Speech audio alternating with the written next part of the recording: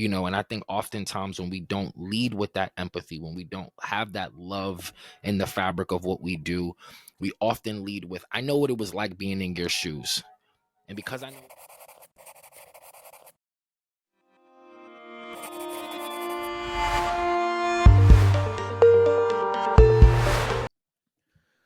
Welcome to the Teachers Ed Podcast, a place where the best and brightest in education come to be inspired, learn, to connect, and grow.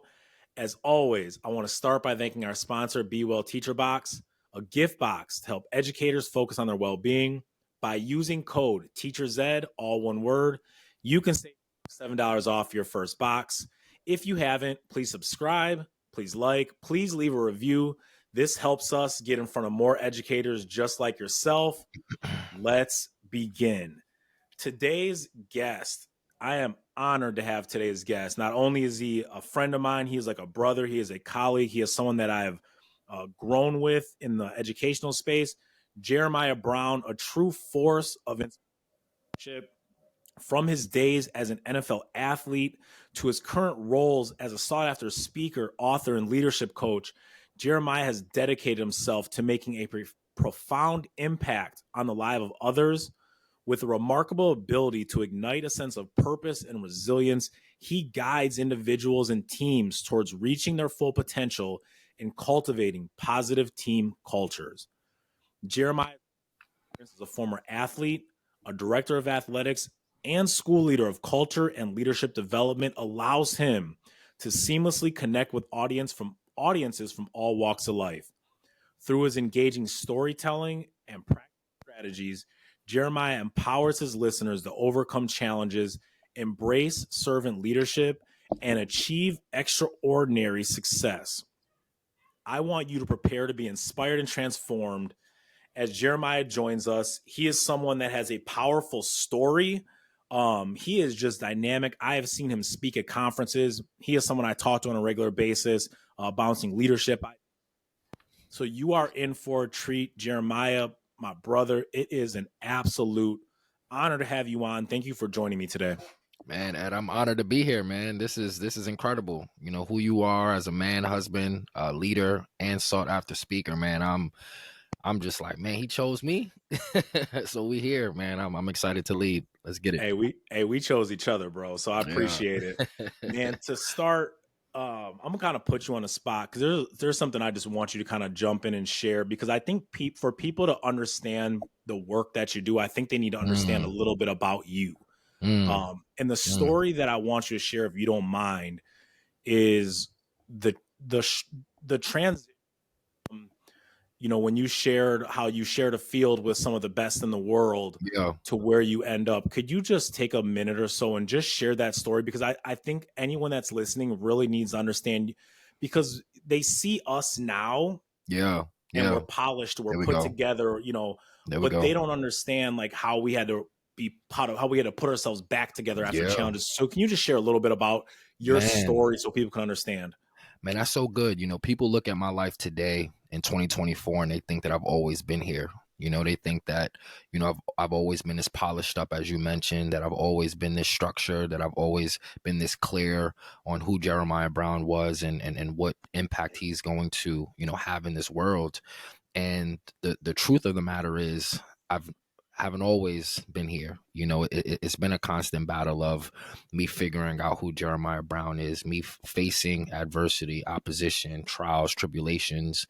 And where I would say the most transformative experience for me, as a young man, growing into, a grown man, right, is this college graduate who, did everything everyone told him he couldn't do, but also did everything people told him he needed to do, which was to go to college, to get a degree. And I always had a dream of playing professional sports, even though many told me that I would never be a part of the less than 1%. I did the work and I became the less than 1%. But what most people don't know is that becoming the less than 1% comes with a cost. And that cost is you subscribing everything to your sport. And I found myself not even making it through my first season in the NFL due to a concussion that sidelined me and put me in position to not get cleared by any doctor, positioning me to never be able to play the game that I love, that I attach my entire identity to. And I went from making, thousands of dollars, telling my parents that they'd never have to work, to being an aisle 16 of Home Depot. So when I hear individuals say that it's hard, when I hear people say that, you know, it's too many things getting in the way and I just don't know how I'm ever going to be successful, I try to remind them that you'll never be able to control what happens to you, but you'll always be able to control how you respond to it.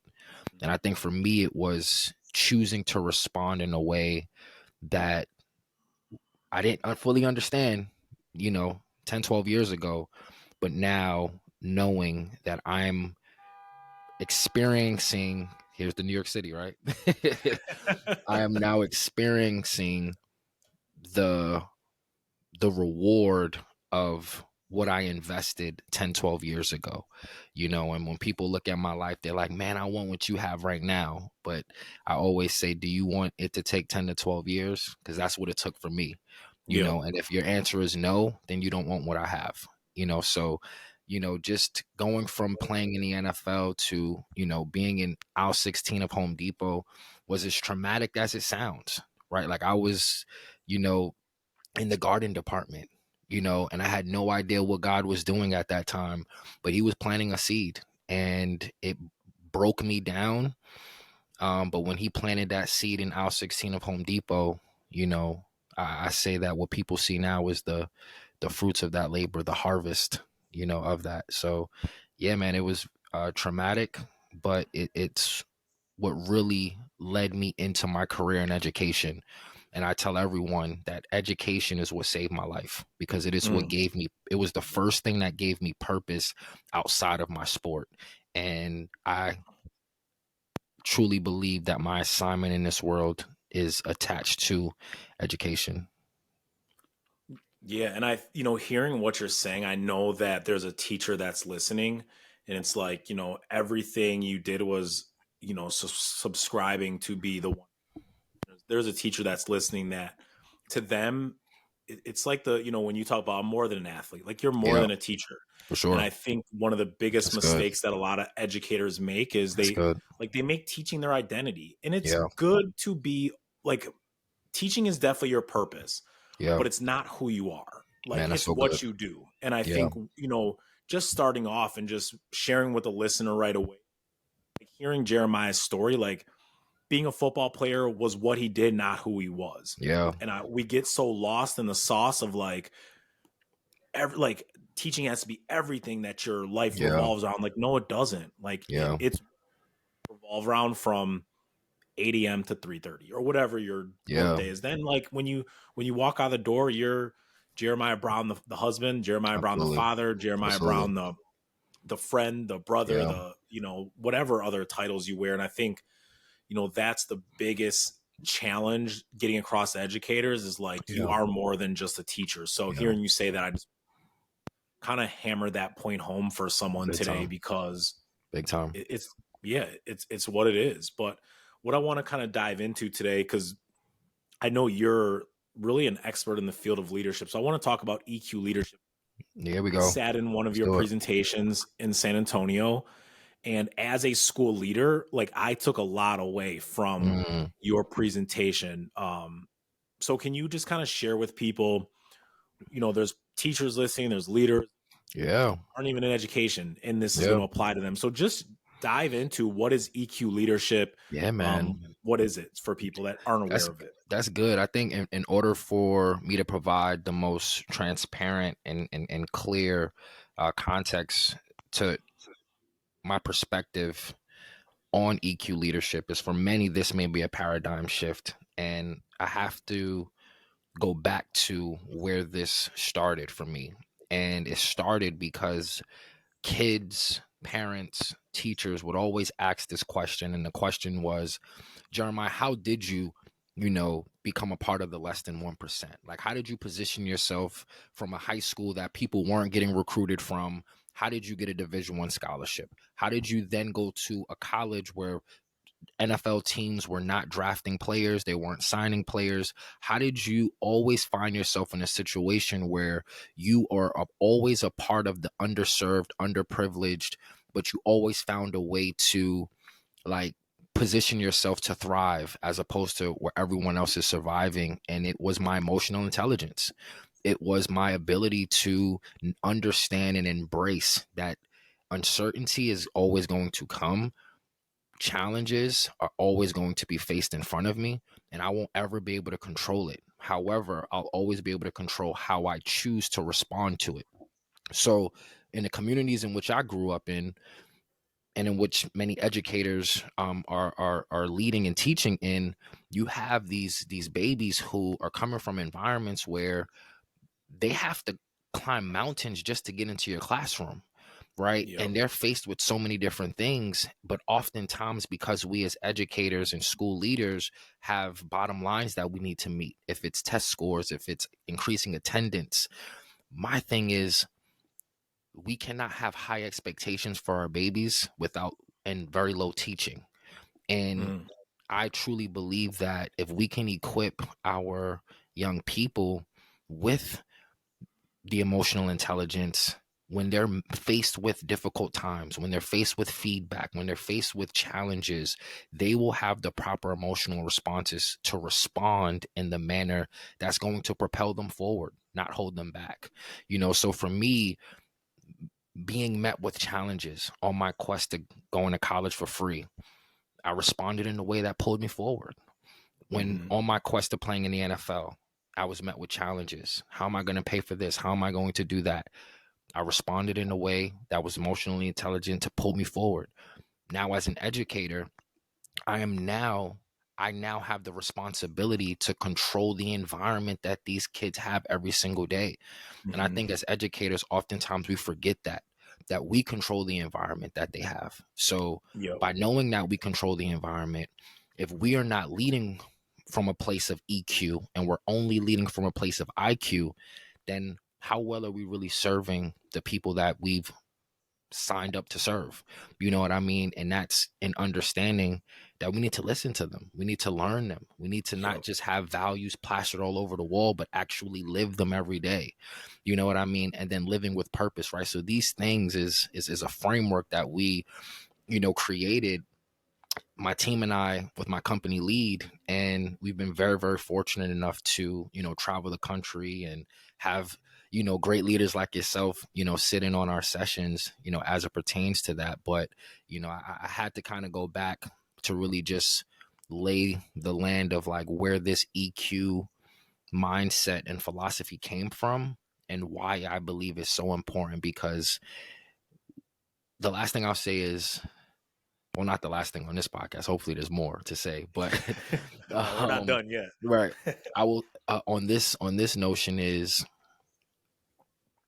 in sports, there's a heavy premium on the playbook, right? Of the X's and O's, how fast you run your route, right? How you jump when you shoot the ball, how you defend.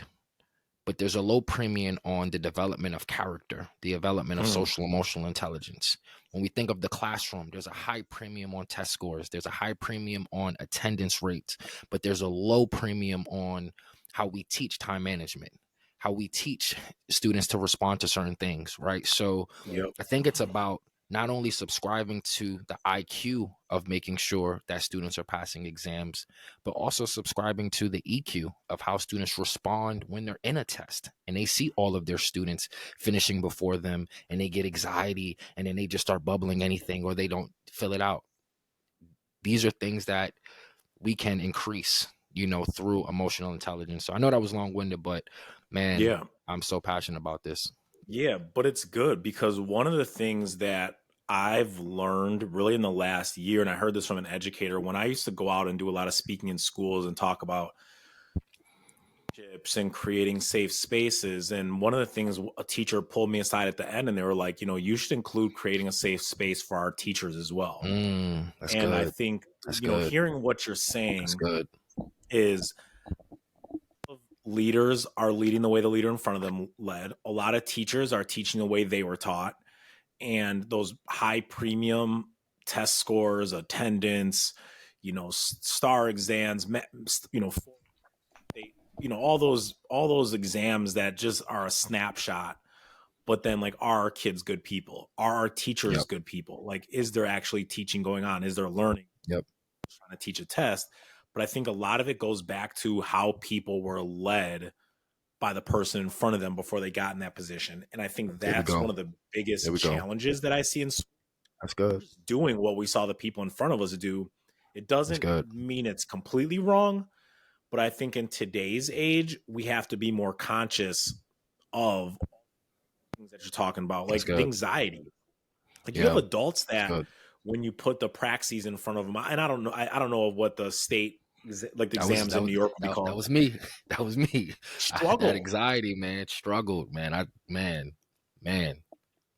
And I think that's like where we have to be more knowledgeable, because when we meet the basic needs of our teachers and of our students, they'll naturally be more successful in the other Yep. things. And we focus so much on the test, all the things that are a state report card and, a Yep. school board and a superintendent look at as success. Yeah. And it's like, I get it, but like, are our kids good people? There we go. Have a good character? There Like, we I go. would rather a kid have an average test score Yeah. and a through the roof character than a through Yeah. the roof test score and an average character. And I think Yeah. that's what you're saying about EQ leadership. I think it's something that ultimately, and correct me if I'm wrong, it starts at the top, Yo, and it big has to time. trickle Big down. time. Big time. Okay.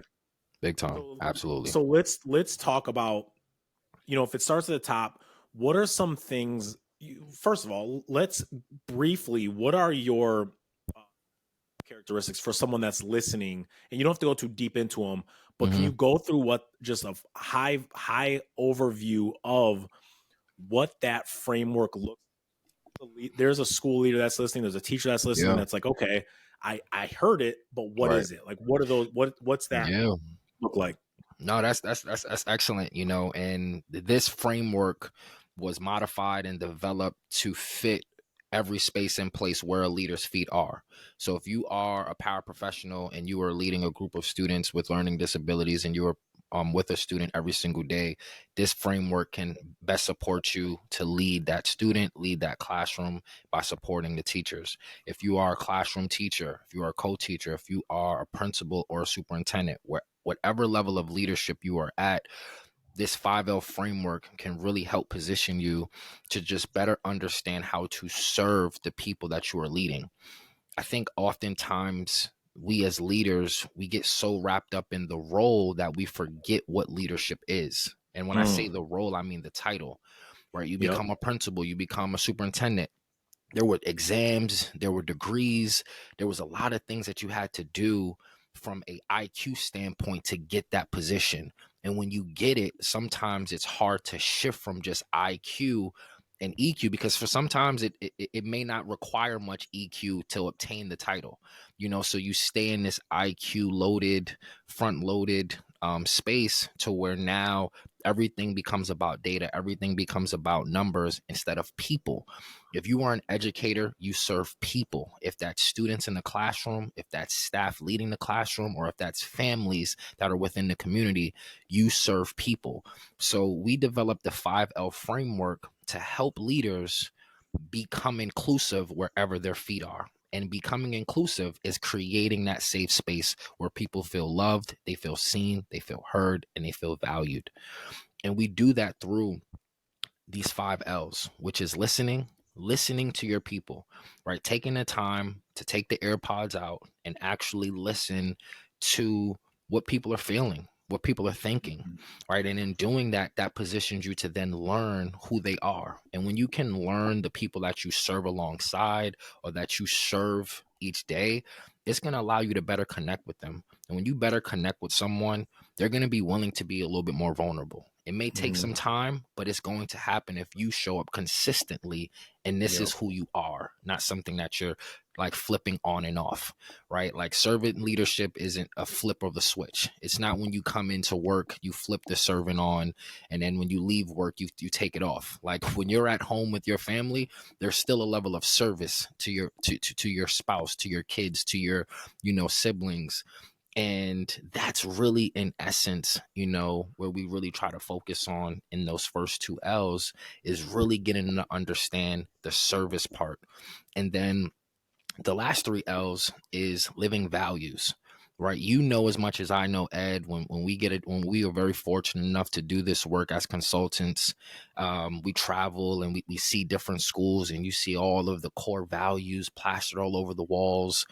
But these core values were created years ago, or they were created 6 months ago, and now they're over the walls, but they aren't in essence what people align themselves with. So now we have these values of grit, hustle, talent, and I'm just naming what's in my office right now. But in everything I do, there's a level of grit that comes with it, right? Yep. In everything that I do, there's a level of hustle that comes with it. There's a level of understanding that I have talent, but talent will only get me too far. It really doesn't mean Yep. anything, right? So I'm living this every day. So getting educators to live what they say they do. Not just saying we're about accountability, not just saying we're a family, but let's live that, right? My classroom is 107, Ed, your classroom is 108, and we don't know when each other's birthday is, right? But the expectation is for us to stand in front of the door and greet students as they come in, but I don't even know the person next to me. So how do we now grow? So living the values, and then that love piece, right? That love of empathy, right? Not telling a student that because you also grew up in the hood that you know what it's like to grow up in the hood, but actually letting them know, like, hey, like, these are some of the things that I experienced growing up, and this is how I actually got over that hump. And I Yep. think that this could potentially help you. And I think oftentimes when we don't lead with that empathy, when we don't have that love in the fabric of what we do, we often lead with, I know what it was like being in your shoes. And because I know what it's Yep. like being in your shoes, you can't make examples, because I was a teenager. We always used to hear that from our teachers and sometimes our parents, right? Like, you can't tell me what it's like to be a teenager because I know what it's like to be a teenager. That's not empathy. That's telling someone what you think they should be based on what you Yep. experienced. And our experiences as people, no matter if you come from the same household, is going to be different, right? So, Man, that right there important, because teachers don't understand that. Like you said, I came from the same neighborhood as you. We had two different experiences. mhm, There are mhm, students in your school that are coming from the exact same household and have two mhm, completely different experiences. yep, There's yep, that saying where they talk about the two brothers yep, and raging alcoholic, and mhm, they both grew up, and one of them was like, I became an alcoholic because my father was. The other mm, one is like, I never touch alcohol because my father right, was an right, alcoholic. right, right, Same right, household, same right, upbringing, right. two completely different There we experiences. I go. think what you There we shared go. right there is so important. It's like, because I had challenges and was suspended as a kid does not mean that they're any better or bigger than I had. It doesn't mean that Yep. because we had similar challenges, Yep. I know. Yes, No, sir. this is my experience, and I'm Yes, just sir. sharing my experience. Yep. L word that you talked about, that I think not that I think teachers have to do this so much better than what we're doing, is listening. Listening. Be- Yeah. Listen to hear Yeah. what our students need, but then Mm-hmm. as leaders, and when I say leaders, I'm talking about every, like, professional. People get this mindset that I'm just a paraprofessional. Like, no, you are Right. still a leader in a You are a school. leader. I 100%. have seen 100%. paraprofessionals that lead more than principals. 100%. Like, don't 100%. think a title just means leadership, but Have like, more are influence. you Yep. listening Yep. to the people Absolutely. around you, hearing what their struggles are, Yep. hearing? We don't just got to listen to the words, we got to listen to the behaviors, because Yep. behaviors speak, There we but go. people don't understand that the There we go. behaviors of our staff, of our parents, like, that is Yeah. a communication, Big but time. we don't realize what they're trying to communicate. big, because we're listening to respond as opposed to understand. And that's the perspective shift that I want any educator that's on here that is a leader at any capacity, is challenge yourself to listen, to understand the perspective of someone, because everyone has a different perspective, and it's in listening to understand it. Even if you don't agree with it, it's okay, I understand what they're trying to say.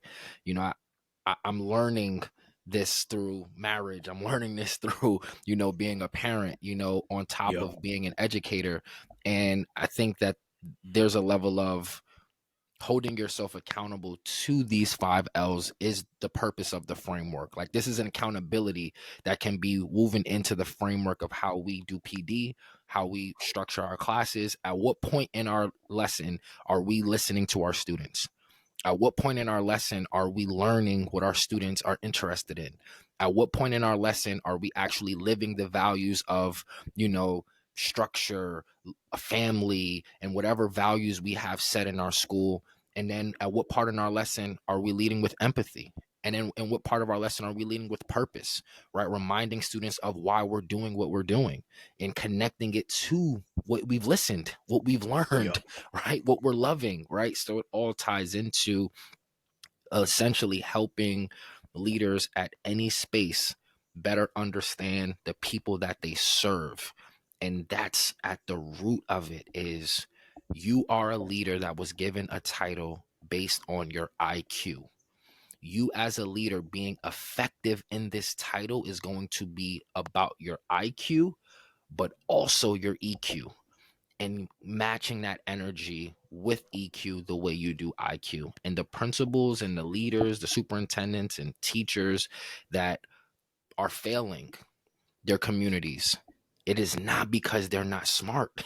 They're Yeah. actually some of the most intelligent people in the world, but their EQ is bad. They just are having a terrible time connecting with their people because it is their way or the highway. And you know as much as I know, Ed, that philosophy never works. And if it does, it's not sustainable.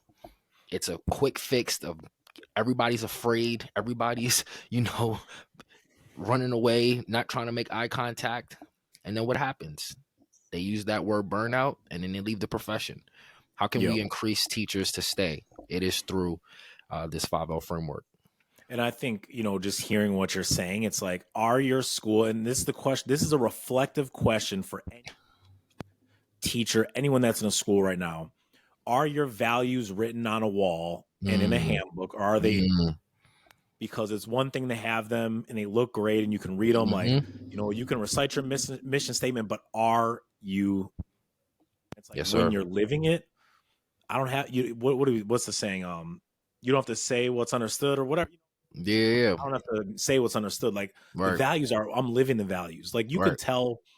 I've been in enough schools when it's a family environment, Yeah, because when I walk in, people yeah, are not walking past each other. Like, it's yeah. weird Right, to me. right. There we go. We're in a school, I'm with a principal and we're walking, and a teacher walks past and there's zero acknowledgement. Yeah, yeah, Like, yeah, not even a hi, yeah. hello. Right, right, That's that weird stuff that folks do in an elevator. Bro, you're in New York. You get it. People get in an elevator. You'll have 8 people in a four by four box. right, We're not standing shoulder to shoulder, right. and I can smell the coffee on you. Yeah, yeah, But like, yeah. we don't take a second to say. Yeah, yeah, But there's schools that do that. It's like, you have buildings with 50 plus 100 staff members. That should never be the case, but that yeah. happens because people aren't connected the way they're supposed. Big time, But the big time. main word that I heard you say, and we're going to get ready to wrap up, and you repeated it so often, I want to hammer it home. Because when I got into leadership, the biggest mistake I made was thinking that leadership meant everyone. Yeah, When in yeah, yeah. actuality, leading is serving. Serving. Educate. There we go. Best example in the world of customer service. Yeah, Like, we are serving our customers as teachers, yep, as a serving our customers, our yeah, teachers, our staff, our students, yeah, as superintendents. Your customers are, that is, teachers, principals, whoever. But like, we're in the serving business. So yeah. how do you serve? we have to find out what our staff needs, what our Yep. students needs, what our Yep. parents, and we have to meet them where we're at. Yes, And sir. I made as a leader when I had a lot of challenges when I got into leadership because my mentality, I thought everyone was supposed to serve me. And the moment I started to understand that it's my job to serve others, like Yeah.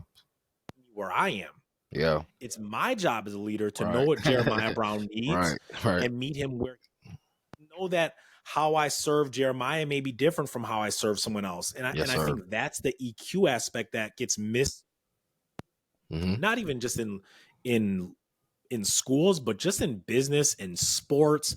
It's like if you're a basketball coach and you got a guy that can shoot very well, but you had a guy that can't, Yeah. you don't, they shouldn't be doing the same, Right. Right. Right. because Right. what your deficit is different from mine. So do Yep. you know where your teachers are, have, Yeah. you know, where their blind spots are? Yeah. As a teacher, do you know what your students' blind spots are? Are you like, it can't, it's equitable. Yeah. Big Like time. I'm trying to meet them each where they are, and it Yes, feels sir. like more work because teachers are tired. Yeah. Sure. More work. I Yeah. gotta do different lessons for different kids. Yeah. It's like, but you have to just really, what are your students' needs as a Yeah. leader? What are your teachers? What's your staff's needs? Yeah. Some staffs are coming in, you know, it's already hard enough being a teacher, but I'm going through life problems outside of here, Mm-hmm. Mm-hmm. you know, and now and all these kids are doing this and the parents are doing that. But like, are you meeting the needs of your staff? Mm-hmm.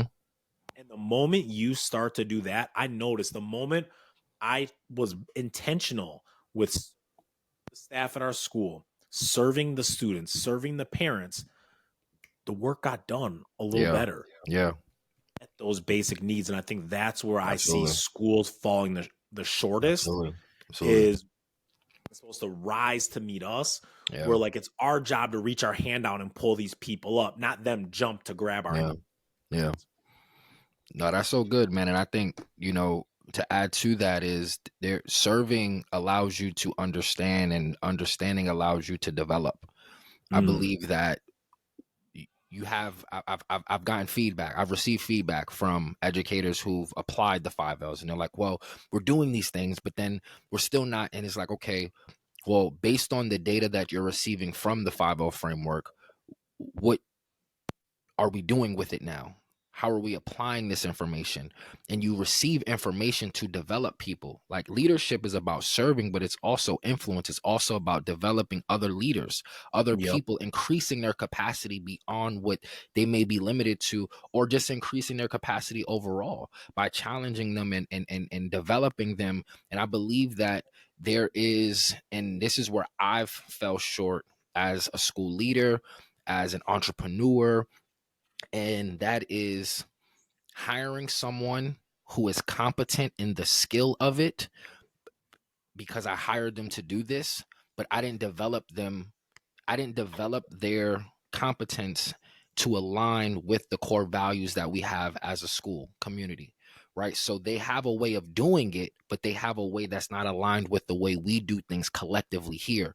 So when there is a level of or focus on developing people, not to where you want them to be, but where the community needs them to thrive so Mm, everybody else thrives. I think this is a big difference, right? Whereas leaders, we want to develop people where we need them to be developed, as opposed to, again, to your point, serving me or the title, as opposed to we and and community, right? So having that emphasis on community and saying, okay, I'm going to develop you so that you can create an environment for our students that they enjoy being a part of.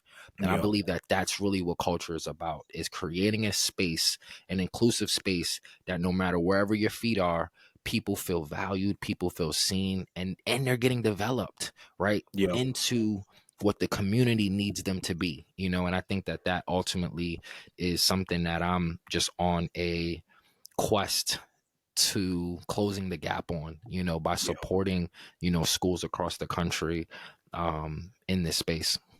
Yeah. And man, we're gonna Jeremiah listening. We will definitely have Jeremiah back on so we can talk about culture, because that is Let's a go. big thing. Maya is very strong in, because culture is ultimately, you know, we talk about everyone should feel Yeah. they can thrive. Yep. Students, teachers, parents, leadership, like Big time. and when you build a good culture, like when I'm looking to hire new staff, I look at two things. I look at ability, but I look at your culture fit. Yeah. Because a Yeah. really good Yeah. teacher and a really bad culture fit is Yeah. not going to work. Not gonna work. Not gonna work. That's one of the things that I look at. So I Yeah. look forward to having that conversation. But as we close, Absolutely. what I want to give, man, you jumping on, but I want you to let everyone know where they can find you. Man, this is I want flex right now. Where can they find Oh you on man, let's social go. media? And I'll make sure for Yeah. anyone listening, all of this information. If you're watching on YouTube, look in the comments. If you're listening, check in the podcast episode. But let all the listeners know where they can find Jeremiah Brown Lead and all doing right now. Yeah. So you can find me on Instagram and Twitter, or X now, at one Jeremiah Brown. And then you can find my book, Lead Like a Champion, which is a social emotional leadership playbook for student and athlete success. You can find that on Barnes and Noble and Amazon. And then for myself, you can find me on Facebook and LinkedIn at jeremiahbrown.org. And as it pertains to the work that I do and the company that I founded back in 2016, the Lead Athletics Academy and Coaching Company, that is a leadership development organization in which we do a ton of work in the K through 12 higher education and providing industry leaders with professional development, so that they can create that culture that their people love being a part of. You can find that at theleadaac.org. And let's get it.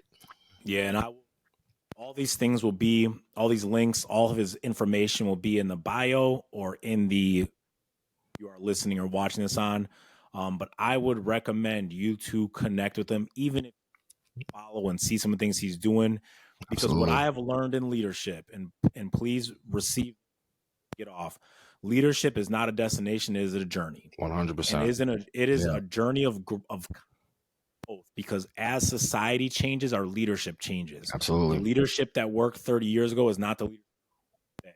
So making sure as school leaders, and when I say school leaders, please know it's not just principals, teachers. You are a school leader. Yes, yes, Students, yes, you are a school yes, leader. Parents, yes. a school leader. Like we all have leadership in us. So please make sure you connect with them.